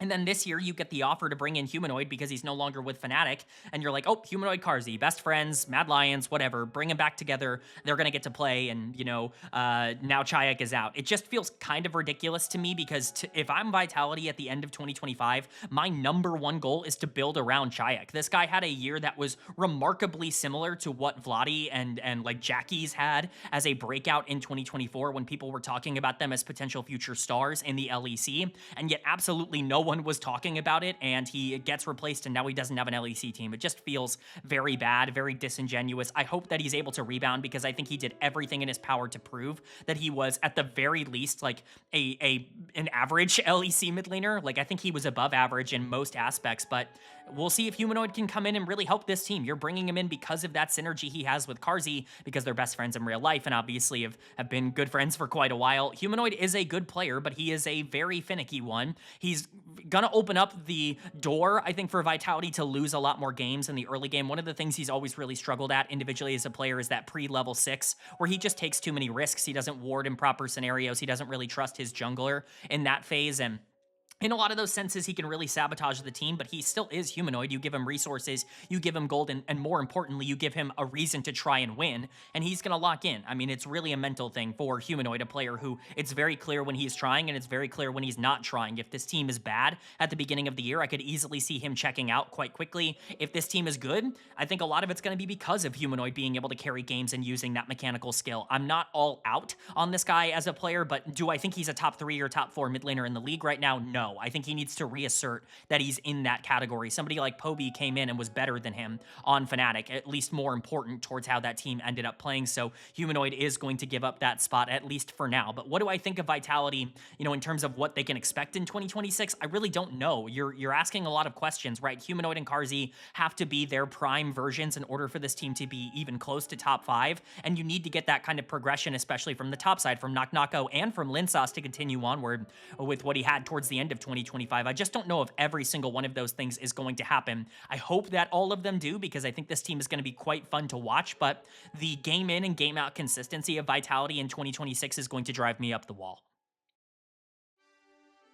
Then moving on to our 7th place team from last year, the team that just made it outside of the top 6, and one that quite frankly did better than I anticipated at the beginning of the year. It was Team Heretics. They had a really intriguing, I guess, year, all things considered, where they started out pretty good. They overperformed a lot of people's expectations with a lot of unknowns like Carlson and Kamalu as the solo laners on this roster, whether or not Sheo and Flackid can be like star players for this team. They ended up looking really good in the winter split, never really recaptured that energy fully, but still were a competitive team throughout a majority of the year, and so they kind of took the bones of that team and decided to, I don't want to say upgrade in a lot of other areas, but I think come out of this offseason looking very interesting and very competitive. Moving into 2026, their lineup in 2026 is looking like Trayson in the top lane, Sheo in the jungle, Saren in the mid lane, Ice at AD carry, and Stend at support. 2 members retained here, Sheo and Stend are the 2 that are coming back. I think if there were ever going to be 2, it's always going to be these 2. Both of them, I think, absolutely elevated the Team Heretics performance last year. Flackid, obviously, I think is a part of that, but I'll talk about why I really have no problems moving on from Flackid. I do believe he has kind of hit a ceiling on his on this team in particular, and probably needed a new spot, didn't get a new spot, but I don't really blame Heretics for that. We'll start with retaining Sheo, because that looked like it was going to be the big question throughout a lot of the offseason, whether or not, Sheo was going to Fnatic, or that this team was going to bring in Razork, or something of that nature, right? Like, it felt like this team was going to go with a new jungler, but they end up just deciding, no, if we can have Sheo, we should just bring back Sheo. And you know what? I love this decision. I think Sheo was excellent in 2025. I think he absolutely proved beyond a shadow of a doubt that he is a top-ish tier jungler in the LEC, that he's somebody that is good enough to be a real solid piece on a world caliber team. We already knew that from his BDS days, but I think he was kind of hidden on that team. He never really was able to stand out in the way that he was last year for Heretics. He was the best player on Heretics by a large margin, and I'm really glad that they're able to bring him back. His playstyle is pretty versatile. He is a good facilitator, as he was for BDS for so many years, but really what he does well at a crazy high level is tempo into mid-game skirmishes. He is an awesome fighter if you get him into these 3v3s or 4v4s, and he can really break games open because of that. So I'm excited to see him, come back here. I think he's an identity setter. He's certainly a gameplay setter for Team Heretics, and I think he will be their captain. Stend, the other player returning, this was a hit. I think we all really liked Stend coming into the LEC last year. I had him just below Paris in terms of my support rookie, rankings last year, and he was much better than someone like Paris. He was actually really, really valuable for this team. He had some inconsistencies, and I think people don't necessarily talk about those because he had such a good rookie year. A lot of that gets blamed on Flackid. I think Flackid was generally fine. Stend had some up and down moments, but he certainly showed more than enough to give you confidence that a lot of the potential that you saw in him as an ERL player for Vitality B was absolutely still there. This is a guy that I think Vitality would have loved to have in 2025, and they're probably, upset and frustrated that they didn't pull the trigger to bring him up. Again, Heretics has a really nice core here with Sheo and Stend. It's all really about whether or not you can surround them with the right players. And I think right now, if you had to ask me, I think they're going to be surrounded by the right players. You bring in Ice as the change, as I have it listed here for Flackid. Both of these players come in as a B-graded player. I think they both do it in very different ways. Flackid is very versatile. He is somebody who is more than capable of playing weak side, as we saw in G2 when he was there for that 1 year, and, times here on Team Heretics, but is also, kind of known for those early game skirmishers, is known for things like Draven and Kalista, where he can start to take over games as well. Whereas Ice is much more one-dimensional in his game plan, but I think Ice is significantly more consistent in the way that he executes on that game plan because he is more specialized. Don't get it twisted, Ice is a bad laner. He is just not going to be good in that phase of the game. He's never really been a strong 2v2 player, even going back to his time in the LCK. It's never really felt like a strength for him. He is a phenomenal team fighter. If you can get him into the late game in these 5v5s where he can just, be that front to back AD carry, where he can play Jinx, where he can play, Senna, like that's the kind of, play style and comp that you want to build around Ice. And once again, I think that really develops a strategy for this team. It's also reuniting Sheo and Ice, who had success on BDS together. I just kind of like this addition. I'm considering it a change because I like Flacket. I think he's an LEC caliber AD carry, and I think from an individual perspective, I don't necessarily think Ice is like a ton better than Flacket, but I do think Ice is probably a better fit on this team than Flacket is, and I think he will likely perform better than Flacket did last year. And then the solo laners, you're bringing in Saren in the mid lane. We'll get to Trayson last because I'm really excited about him, but you're bringing in Saren in the mid lane. This is somebody that international fans might be familiar with, even if you don't watch the ERLs. He's obviously been playing in the LFL the past couple of years, but this guy was going to Worlds and MSIs on the Istanbul Wildcats, you know, at the beginning of the 2020s. He was on that team with like Holy Phoenix. It's a very fun team that, you know, they had over the past couple, or over those couple of years over there in Turkey. But ever since Turkey kind of got conglomerated into the ERLs and Saren kind of became an LFL player, he's just produced. I think this guy is actually really fun to watch, and this is the pure upgrade for me on this team, mostly because I think Kamalu was exactly what we all thought he was going to be, which is a player that looked like he got promoted from tier 3 to tier 1, right? Like, if we saw the skip that happened in tier 2, this guy needed more tuning, he needed more seasoning, and I just don't think he necessarily looked like an LEC caliber mid laner. Had a lot of things that he, like, there were games, right? There were flashes, but I think Saren is so much more consistent. I think his ability to go neutral in lane is really valuable for a team that clearly wants to play a different style than just like, oh, let's give our mid laner as many resources as possible and let them carry us. Like, it's clear that this team wants to play for Ice late game, for Sheo in the jungle, and for Trayson in the top lane, and I think Saren's a better mid laner to be able to enable that, but he's also really versatile and he's experienced. I think this is a really good promotion. He was, you know, very successful in the LFL. He was somebody who, you know, when I watched the tape in the ERLs, I expected to be like, you know, he's good, but I'm gonna kind of just hope and pray that the experience kind of carries him through. No, he clearly still shows that, like, fire and determination. He is a very fun player to watch, and I think Heretics are going to be very happy to have a mid laner like this. I think Sheo is going to be really happy to finally have a mid laner who can consistently generate pressure 1v1, because Kamalu was just not capable of doing that last year for this team. And then top lane here, you're going from Carlson to Trayson. Now, I do have this listed as a change because, quite frankly, I might be the highest on Carlson of anybody that I know. I actually really like this guy as a top laner. I think he showed quite a bit as a prospect. In fact, my hot take that people really did not like is I think he showed more in 2025 than Knock did for Vitality, at least in terms of being able to play a well-rounded game. I understand, though, why you're promoting Trayson. You saw this guy on Los Heretics, and you're like, well, we can't let him go anywhere else. We kind of got to bring this guy up. I mean, he is a ridiculous prospect. I don't think he's quite like, you know, the A+ tier prospect that you get every once in a while. Last year, you had somebody like Skewmond that you really expected to just take over. I think Paris was kind of in that mold for me. He didn't necessarily land. Yike was a prospect like that a little while ago. I don't think Trayson is quite at that level. I think he's really, really close, though, because his mechanics are just unreal. Like, this is somebody who, if he came into the league and was like an all-pro caliber player day number 1, I don't even know if I'd really be all that surprised. Again, the only reason it's listed as a change is because I think that there is a general floor to Trayson's gameplay, but to me, he was the top laner to get out of the ERLs, out of the LFL, out of the Super League, out of any of it, out of any team that went to EMEA Masters. I think I would have taken Trayson in the top lane, and we'll get to that a little bit more. I really do think that this guy is going to be very solid, and I hope that he is a good fit here, but that's the only reason I feel comfortable with this team getting rid of Carlson, who showed about as much as you could possibly hope for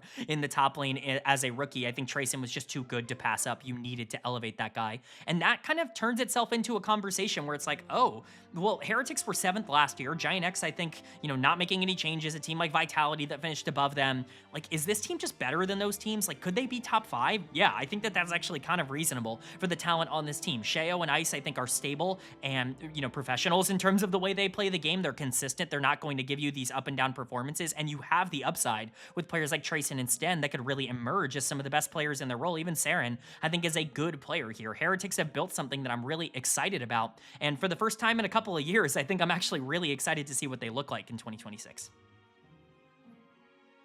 Then moving on to our 8th team of the video, and number 8 here is a team that I definitely did not expect to see all the way down at number 8 at the beginning of the year, even really at any point. I was constantly talking about how they were going to eventually figure it out, and they just never did. It was Team BDS that just always felt like they were underperforming their roster talent in 2025. Every year, there's at least one team that completely underperforms their expectation. Last year, it was BDS. There were teams that were worse, but they were absolutely expected to be worse. BDS was a team I, you know, consistently consistently looked at and said there's no reason for you not to be top 5, for you to be the best of everyone that isn't in the top 4, and they were never really ever close to that, which I think was really frustrating. They make a change in the bot lane to try and at least increase their upside here. I think part of it is going to work. We'll talk about why I have some concerns with the rest of the roster and just with these changes in general, but let's go ahead and go over the team as a whole. Their lineup is looking like Rooster in the top lane, Bukata in the jungle, Nuke in the mid lane, Paddock at AD carry, and Trimby at support. We can really just go top to support on this one, considering all of the changes are in the bot lane. Rooster is coming back here. He was the one player that you basically had to bring back. I don't think that there was any sort of exception on that. I know that there were top teams that were calling about Rooster.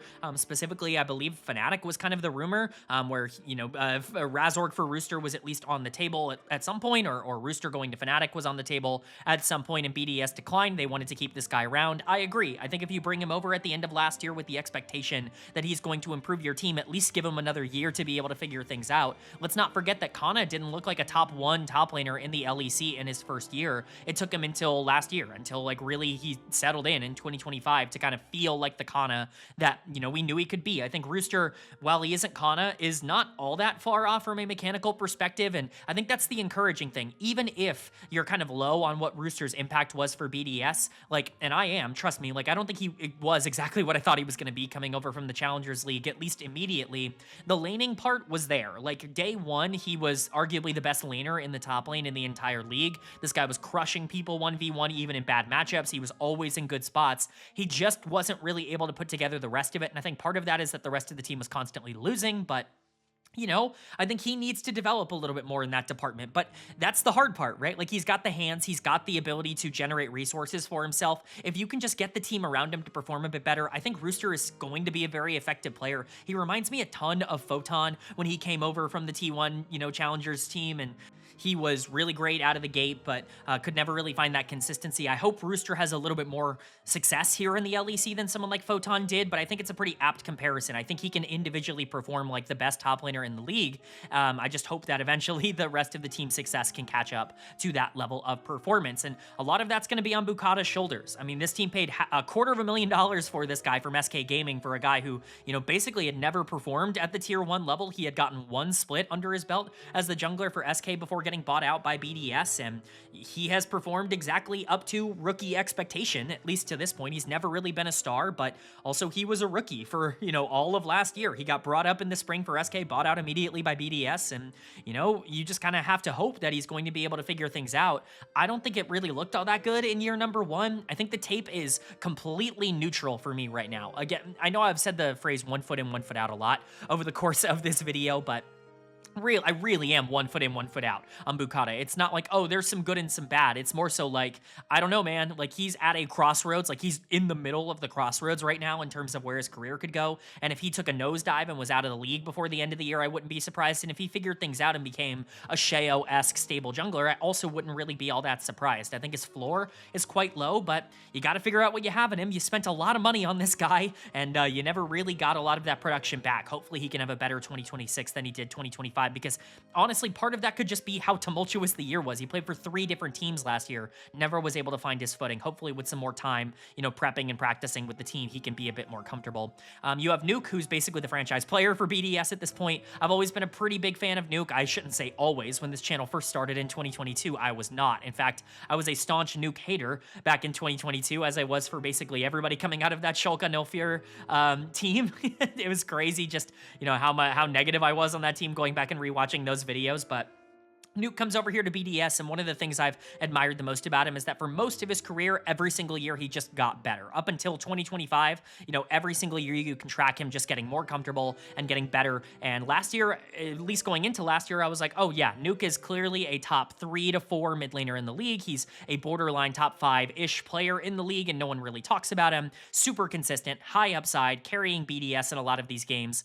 And it just never really clicked last year. Last year was easily the weakest of his like post-breakout breakout types of years, and hopefully he's going to be able to get some of that magic back. He goes down to the B tier because of that inconsistency, but again, we know that he can be a really talented and very successful player.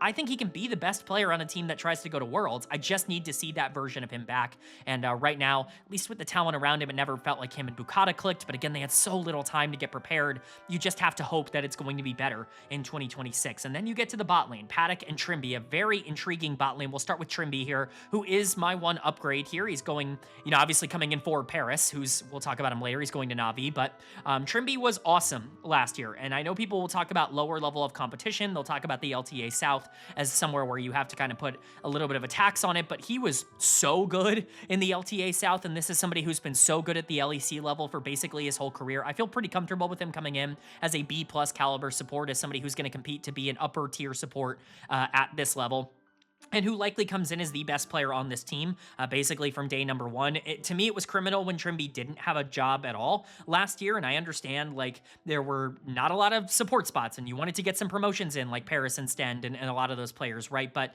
you know, Trimby is just a player who has only performed, who has only been successful at this level. He's had some unfortunate, you know, stints with some teams that were bad, and it's not necessarily entirely the support's fault in that case when things go awry, but I'm just glad to see him back in the LEC, because, you know, as much as we love the CB LOL in the LTA South last year, I think Trimby coming back home and getting to play in a region that, you know, gets multiple slots for Worlds is definitely a positive for him. And then there's Paddock coming in as the AD carry. You could not draw up a player who is more different to Ice than Paddock is. Like truly, these might be the actual polar opposites. You might as well change his name to Fire, because it is just ridiculous how counterbalanced going from Ice to Paddock is. Paddock, for those of you who don't watch my LCK videos, is, you know, we've talked about him a lot. When he was on DRX, we talked about him, you know, last year on KT when he got subbed in a little bit. We talked about him for Dectum.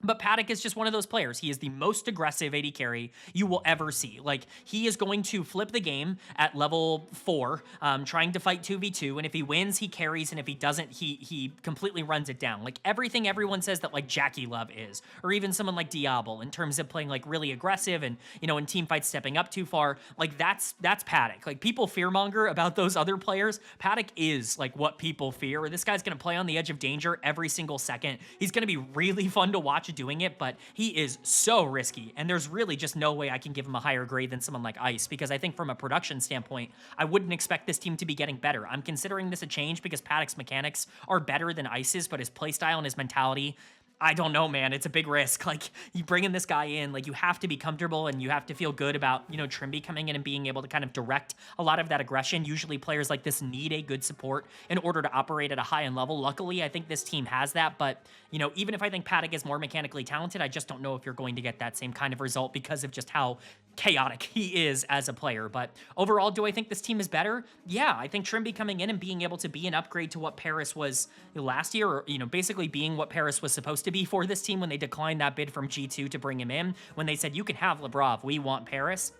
Yeah, I think Trimby alone kind of upgrades this team in that regard. But do I think it's going to become the Paddock show? Probably. Every single team that Paddock has ever played for has become the Paddock show. So am I convinced that this guy is going to come in and dominate? No. Do I think that there's like a 5th percentile chance that this guy comes in and is just the best AD carry in the LEC, like Rahel style, because he's so mechanically talented and that aggressive style just isn't something that a lot of other LEC bot laners can match? Yeah, I think there's like a, you know, a 5 out of 100 chance that ends up happening. I think realistically, he's going to be inconsistent. He's going to have great games. He's going to have bad games, and that'll fit him with the LEC very nicely. The rest of this roster has question marks as well. So for now, you know, while I think they're good, I don't know if they're going to be a ton better than they were last year. But then moving on to number 9 from last year, and a team that I think we all kind of expected to get 10th in terms of how they performed in the summer split, but they just managed to narrowly avoid that, and boy, are they resetting going into 2026. It's SK Gaming, who have really become like the project of the offseason here. I've got a lot to say about this roster because there's so much here to talk about. Like, there's not really a lot I can guarantee that I love or guarantee that I hate or anything like that. There's just a ton to actually mention in terms of how this offseason went for SK, certainly the news getters of the offseason, if you will. Their lineup for 2026 is looking like Wunder in the top lane, Skeens in the jungle, Leader in the mid lane, Jopa at AD carry, and Mickey X at support. What a weird team. I mean, obviously only bringing back Skeens from last year is a good call. This team needed a complete overhaul. I think the only other player that I am a little bit sad for is Kadui on this roster because, again, it's just like, do you ever really get a chance when you get to sign for SK Gaming? Like, poor Kadui did everything he was supposed to do. He showed up. He was an average-ish AD carry at this level, certainly not somebody who was getting blown out and was on a terrible team that he couldn't salvage, and now he's without a tier 1 job going into next year despite being, you know, somebody who was a really hyped ERL prospect. It's a really tough world out there if you sign to a bad team, even if you individually never look like the problem. It certainly is a bit frustrating in that regard, but outside of that, everybody else basically needed a complete overhaul. That's why there's so many upgrades on the screen here, because the floor that these players were coming from was just so ridiculously low. But the one player they are keeping is Skeens. He was an addition at the end of last year in the summer split. He was the replacement for Bukata when they sold him to BDS for a ridiculous amount of money, and Skeens was so much better than I ever anticipated. You go and watch this guy in the TCL, this guy was running it, like actively sprinting it. I was ready to say that like Skeens Abadaga was like the mid-jungle duo of my nightmares in terms of just what I expected for 2025, but he actually came in and was the best player on this team throughout basically all of summer. You know, obviously this team wasn't very good, and I'm not trying to sit here and say that Skeens kind of proved himself to be like a superstar caliber LEC jungler, but he certainly had enough in the tank to showcase that he deserved to at least get another look going into 2026, and I am a bit excited about that. Do I think he's gonna break out? No, honestly, I am a bit concerned that it was actually a bit of a flash in the pan in a positive way, or a negative way, I guess, where he might have been really good for one split, and now, you know, who knows what the bounce back looks like. I'm definitely not guaranteeing that Skeens is going to be very good for this team again going into 2026, especially considering he got all of the resources in 2025, but I do understand why this team would retain him and why they would take a second look. But I don't know why I'm talking about Skeens first. This is Mickey X's team. Like, he is the star player, he is the general manager, he basically constructed this entire roster. Like, the rumor basically since last July was, oh, Mickey X is going to be going to SK Gaming and basically starting his own project there where he can bring in any players that he wants, and boy did he, and we'll talk about that. But, you know, Mickey is the guy here. He's the selling point. He's the upgrade in the bot lane. You're going from the worst support in the entire league, likely the worst player in the entire league in Loopy, to the best support in the entire league, or at least, you know, the best support last year in the entire league, because I think Busio is probably a tad bit better right now, but, you know, an A- caliber, an elite caliber support here in Mickey X. Like, this is a ridiculous upgrade in terms of actual production. I tweeted this out at the beginning of the offseason before I really took my social media hiatus that I took for the last month or so. Mickey X is trying to, of all the LCK teams for Mickey X to copy, I did not think Nongshim was going to be as high up on his list as it actually is, but this guy is Lehensing himself right now in terms of the team that he's constructed. It's a very weird roster. We'll get into some of these decisions as we continue to go along, but Mickey X basically said, hey, you know that Fnatic roster that I was a part of last year where I got to play with Upset and I got to play with Razork and, you know, Poby and even Oscar Rinnan to an extent. Let me go to a significantly worse team to get to play with my friends. Like, it's just a very funny circumstance to find yourself in. I don't know how serious he thinks this year is going to be. You know, I've seen him on some, you know, interviews and podcasts talking about how he genuinely thinks this team is going to compete to go to Worlds. I think that's a very bold call. I think this to me looks like, you know, I've done a lot in my career. It was really stressful the past couple of years. Let's get to play some League of Legends with my friends at a professional level and maybe we go 500. Like, that's kind of the idea here, at least in my eyes, for Mickey X. But you know, SK is going to be happy to sign up for this. If they go 500, if they're like a remotely average team, that's so much better than SK has been in recent memory anyways. But rest of this team, you know, we can talk about Mickey's boys before we get into Jopa, who I think is probably the most intriguing piece of this entire team, but Wunder and Leader coming in as the two solo laners. Wunder, it's just hard to know where he's at. This guy was not very good the last time he was playing in the LEC for Team Heretics, but also that Heretics team was a bit of a disaster. That G2-2 team was not necessarily working out for them, and it felt like everybody was performing below their own level, with him and Yankos and Perks and everybody just not really being able to figure things out. I think Wunder can be a very stable top laner, and I would expect him to come in and be solid. Like, again, top lane's just not a particularly strong role here in the LEC, or an established role here in the LEC outside of the top, you know, 2 or 3 guys. And so if Wunder came in and was a top 3 to 5-ish top laner, I really wouldn't be all that surprised. And in fact, I think that kind of has to be the expectation for him, considering the other top laners that are playing from a floor perspective. This is definitely an upgrade over Dindin, who I just think is a fine player. He's probably a C+ in terms of talent, but gets knocked down to a C because of the import status. Never really been a big fan of Din Din. I think Wunder definitely is a player I would rather have, but like, do I think he's the superstar Wunder that's like competing for MVPs and all pro top lanes? Like, I think it's clear that the last time we saw him, that was not the case, and that he's not really that guy anymore. Hopefully he can be an average top laner at this level. And then there's Leader in the mid lane. Boy, is this a tough conversation to have because, you know, I really hate the conversation around, oh, champion pool, right? Like a limited champion pool, champion pool problems, like all of this that people throw at Zeka and Cream and all these other mid laners across the world who are very good at assassins. I don't like that conversation.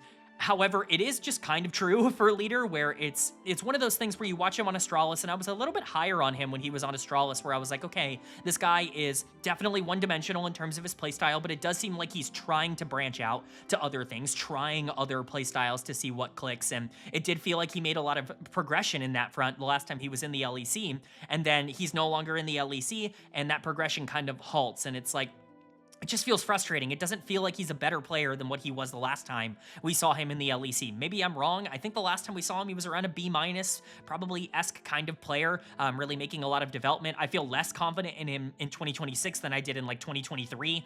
Certainly, I know Mickey X has really gone to bat for this guy. He said on Don Jake's podcast that he was basically asking for a Leader last year on Fnatic when they were looking for a mid laner, which is very, very funny, but he'll get his chance to kind of prove people wrong. No matter what, this is an upgrade over Abadaga, who was awful last year for both DSG and for SK Gaming, and so you feel pretty comfortable about Leader coming in and at least being better than whatever you got there, but the bar was so low that almost anybody coming in here would have been considered an upgrade. I'm not sold on Leader. I'm actually quite concerned in the mid lane here that he's just going to be somebody who's inefficient, really, in terms of being able to win games for this team.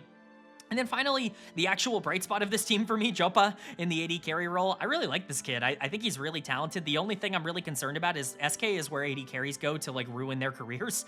Basically, every single AD carry that has come through here has been out of the LEC despite being really talented and has succeeded elsewhere. You start with someone like Crownshot many years ago. Crowny now obviously for LR performing really well, but somebody who went to Worlds on BDS basically as soon as he left the SK system and, you know, the vitality stops and whatever, right? Like it was just a bad start to the career for Crowny. And then you have somebody like Rahel, you have, oh, I didn't even mention Exakick, you know, Exa obviously now, who unfortunately isn't getting an LEC spot, but is somebody who's really talented. Kadui, I think you could even fall into that line. It just feels like SK Gaming is where AD carries go to not succeed, and I'm really worried that Joppa is going to be in a similar spot because I do think that this guy's pretty good. Like, he's actually decently talented, and I see why Mickey X would look at him and be like, yeah, I actually think he's an LEC caliber player, and I'm excited to work with him. I don't know if it's going to work here.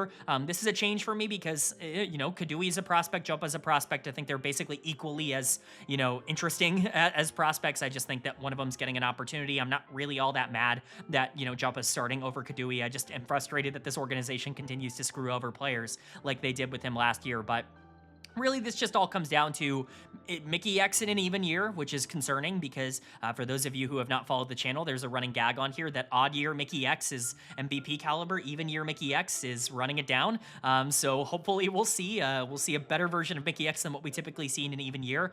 Can Wunder and Leader be average? Can Skeens keep up what he did in the summer split? Can Joppa be good year one? Like, all of these are questions. There's so many questions surrounding SK. I think they could be average. I'd be surprised if they were great. I think it's possible for them to be terrible. Basically, every range of outcome here is at least in my brain for SK Gaming, which makes them one of the more intriguing teams going into next year. But that's going to bring us to our 10th and final team of the video. Again, sorry to all the LR and KCB fans. I promise you will be in the Winter Power Rankings video, but the final team we're talking about here today was the new one, the new team to the league in the summer split that really had an offseason to consider and be excited about. It's Navi, I think, coming in here. I'm not going to guarantee that this team is good because I think that there are some really concerning, you know, pieces and traits, but do I think they're better than what they had last year? Absolutely. I think they made a lot of really good decisions going into 2026. I was really worried that this team was basically just going to sign a bunch of veterans and hope to compete year one before inevitably not winning or getting third or whatever, not making as much money as they thought they would, and then, you know, just kind of toiling down the ladder once again, like it seems like so many new organizations end up doing. But no, they go for the youth player approach, which means that they might not be perfect year one, but I certainly think that they, you know, are interesting. And I think no matter what happens here in this like full first year in 2026, you're going to have a pretty good idea of who your core is moving forward. So Let's talk about their roster. Their lineup is looking like Mainter in the top lane, Rylek in the jungle, Poby in the mid lane, Hans, Sam D at AD carry, and Paris at support. Sam D, the only player returning from last split.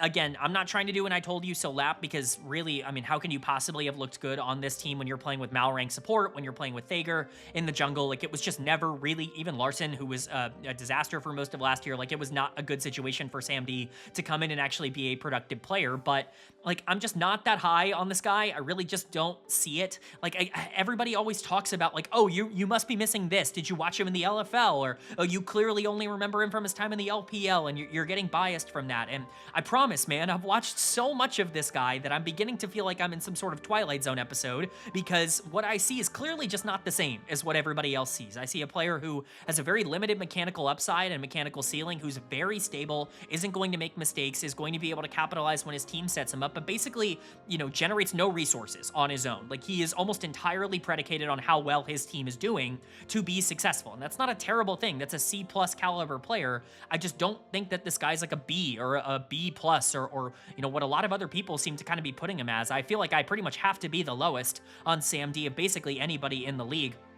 Again, I hate to really make this point, because I think that it's unfortunate to have to say this, but like, I really think if he had just stayed Sam D, if he was not Hans Sam D, like, there would be no conversation here. Like, I genuinely think that people are conflating, oh, I like the brand, versus, oh, I think the player is really good. And it's hard for me to see that. Like, I think he's the definition of a slightly below average AD carry for this level.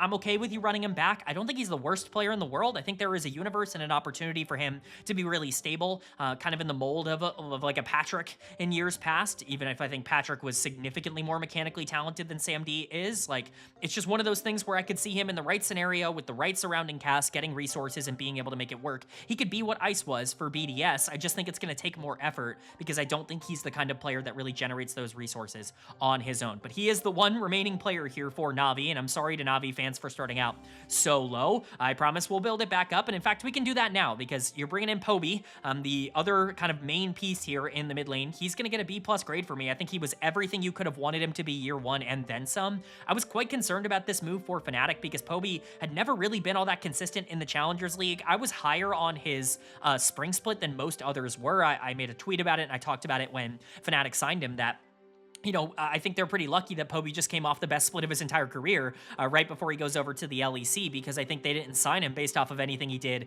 in the LCK Challengers League. I think it was mostly based off of him being Faker's understudy and playing a couple of games in 2024 for the team in the LCK, where he wasn't particularly good. But Poby had started to figure things out in the Challengers League before he came over, and he just started gapping people in lane. Like, it was really fun to see. Again, I hate to just say this, but it's like, you see the difference between like Challengers League players, like Korea Challengers League players coming over, and like, you can talk about their flaws and their problems. They're not all perfect players, but almost all of them just dominate lane. Like, they're so much better in lane than anybody in the West. It's actually just ridiculous. And Poby was no exception. He was an average to below average mid laner from a laning perspective in the Challengers League, and he came over and was instantly like the number one 1v1 guy in the LEC. It just kind of is what happens. It's how good they are in lane in the Challengers League. But Poby's a good get. Like, this is a really big pickup, and I think he's going to be the best player on this team year one, although that's not guaranteed, because we'll talk about jungle in just a second. I'm super high on Rylek, but Poby, I think, is a really good pickup, and I think, you know, having a good jungler like Rylek is going to be really positive. This team signed him last year, I believe before they signed Thager, something like that, and they just couldn't play him because of visa reasons. They couldn't get him in for the LEC, and they couldn't get him in time to actually make it worthwhile. He was always going to be their starting jungler in 2026, and boy, is that a good pickup for Na'Vi. I think he's the best rookie. I think he's the front runner for Rookie of the Split, or Rookie of the Year, or whatever you want to call it. Maybe, you know, production-wise, in terms of the team he's on, maybe it doesn't end up working out like that, but this guy is awesome, and I think him and Poby as a duo is going to be really fun to watch. He is a carry-oriented player. He's somebody who dominates in the early game and generates resources at a ridiculously high clip. If him and Poby are both going to be doing that in the middle of the map, things get a lot easier for everybody else. That's the circumstance where I can see Sam D carrying. That's the circumstance where I can see Mainter also being really successful on the top side, who we will talk about in just a second. But I think Rylek is the key to Navi's success. If he is what he is advertised to be, which is, in my opinion, the top prospect in the ERLs from the past year, then, you know, I think they're going to be able to live up to their own potential. I think they're going to be able to be a borderline top 6-ish kind of team, and I think they're going to be competitive. If not, if Rylek comes in and really struggles in the same way that his current teammate in Paris did as a really highly rated prospect, I think that's a big problem. I think they really are relying on Rylek coming in and being like an actual leader on the Rift for this team, and, you know, if he is great, if he isn't, that's a problem. I think he's an upgrade no matter what. Like, Thager was just not it. He wasn't really that great of a prospect, and he didn't perform well in the LEC. He was clearly a stopgap until they got Rylek and until they got him available to be able to play, and now that they have him, hopefully, you know, it ends up working out. You got Mainter on the top side here, coming in for Adam. I consider this a change, but really I'm not going to say I'm concerned about this. Mainter is a really interesting player because it's just so hard to separate like KCB's success from any one individual player. He was often taking a backseat role when that team was like really pushing forward. Bot lane and jungle were getting a lot more, you know, resources and a lot more runway to try and operate. Players like Yukino and Exa were clearly getting more opportunities to be able to show themselves off than Mainter was, but Mainter was really good in his role. If he can come in and be like a very versatile player coming off of a system where he had to kind of temper his own gameplay a little bit to, you know, allow other pieces to shine, I think he could be a really good top laner at this level. I like Trayson a bit more as a top lane prospect, but I like Mainter more than I like Imperos. Like, if that gives you like a scale of where I find those three top laners, I think he kind of lands himself in the middle here, at least in terms of my expectations. The only problem is, like, I just would have preferred they kept Adam. I get it. There's like off the Rift problems with Adam, and if that's the case, if it's really that bad,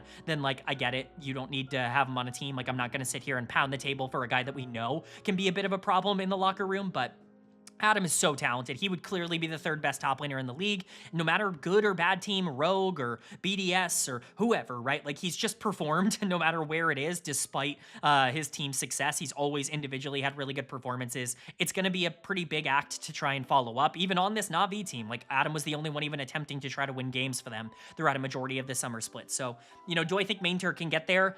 Very different player. I don't think he's going to be asked to be the carry for this team, at least in the early stages, but I do think this is a good pickup. And then Paris is the last player to talk about. This is an upgrade because Malrang was once again just not a support, was a jungler role swapping into the support position. Paris, an actual support, is an upgrade, but man, Paris did not have a good rookie year. Like, that was about as bad as I thought it could be for a player that I loved in the ERLs. BDS Academy Paris was like truly one of the few ERL players where I'm just like, if that guy's not a star, I don't know who is, because it was so clear to me on tape that that guy was so much better than everybody else that he was playing against, and it never materialized for BDS. So much so that G2 really wanted him last year, and they had to settle for Lebrov because BDS chose Paris over Lebrov. Like, that's where he was at as a prospect, and for it not to land, it's just, where does he go from here? This is his redemption arc. I'm so glad he gets another opportunity because it didn't look good in year one, but the talent is clearly there. Like, the momentum is there. He had some okay performances at the end of the year. It was clear he was better at the end than at the beginning, even if he wasn't very good at the end. Like, there was some level of progression.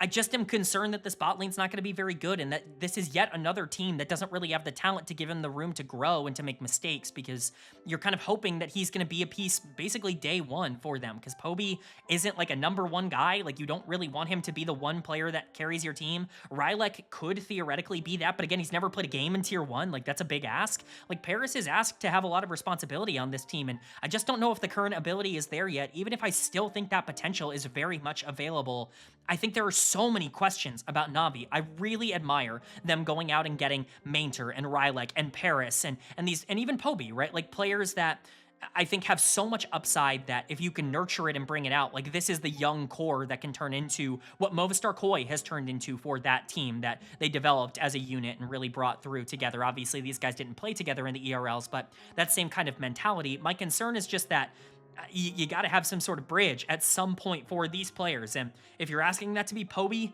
if you're asking that to be Han Samdi, like, that's a problem. That's a concerning problem for me for Na'Vi. So I'm not really sure what they are in 2026. I think there's a world where these players all work out, where this roster ends up being like borderline top 4, and, you know, the young players, Rylek in particular, really take off. And I could also see a world where it doesn't work and they're like bottom 2. I think both of those worlds are equally as likely, and it's just such a gamble for a new team to the league.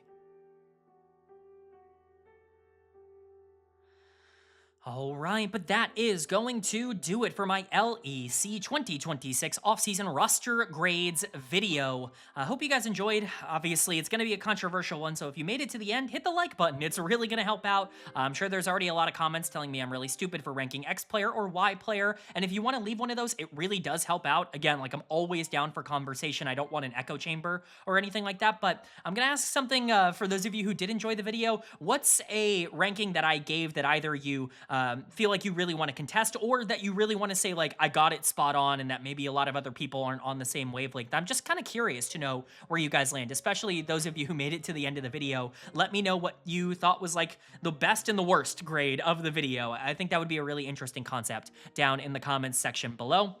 Always curious to know where you guys land, but that's going to do it for today's video. If you enjoyed, leave a like. It really does mean a lot. Already talked about it. There's going to be at least a few dislikes, as there always are on the grades video. It does help get this video out to a lot of people, which is very, very appreciative.